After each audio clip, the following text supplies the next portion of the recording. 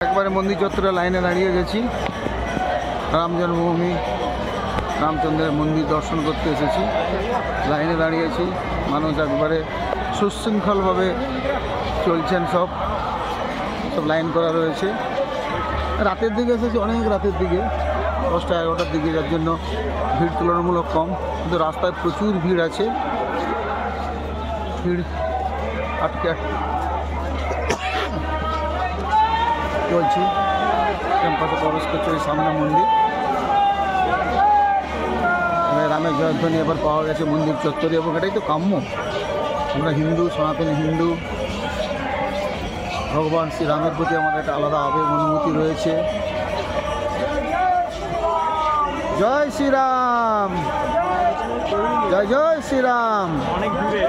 এখানকার রামের যে জয় শ্রীরাম বা জয় জয় শ্রীরামের যে বোল বা ধ্বনি, তার মধ্যে একটা মাধুর্য রয়েছে।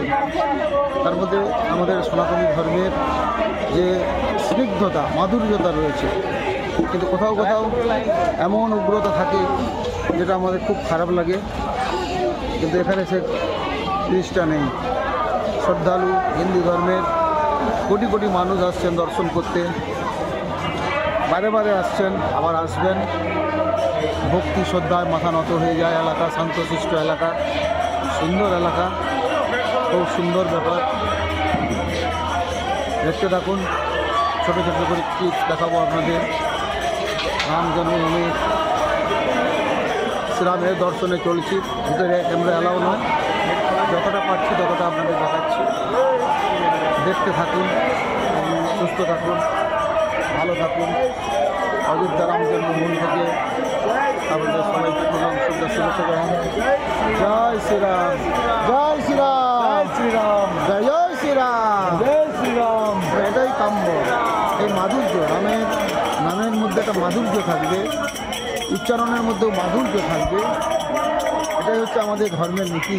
আমরা সনাতনী ধর্মের মানুষ, যার মূল নিয়ম আমরা শান্ত হব, আমরা সহনশীল হব, আমরা কটু কথা বলবো না, মানুষকে আমরা আঘাত করবো না, কোনো ধর্মের মানুষকে আঘাত করবো না, সবার মঙ্গল কামনা করব, সবার সুস্থতা কামনা করব। এই হচ্ছে আমাদের সনাতনী মানুষ। হিংসা করব না, লোভ করব না, কারো ক্ষতি করব না, কুকথা বলবো না। সনাতন ধর্ম চিরন্তন ধর্ম, সারা বিশ্বের মধ্যে শ্রেষ্ঠ ধর্ম। আমি একজন সনাতনী ধর্ম, হিন্দু ধর্মের মানুষ হিসেবে নিজেকে গর্বিত বোধ করি। এত মধুর ধর্ম। স্বামী বিবেকানন্দ চিকাগোতে গিয়ে আমার ধর্মের প্রচার করে এসেছিলেন। আজ এই ধর্ম থেকে আমরা গর্ববোধ করি।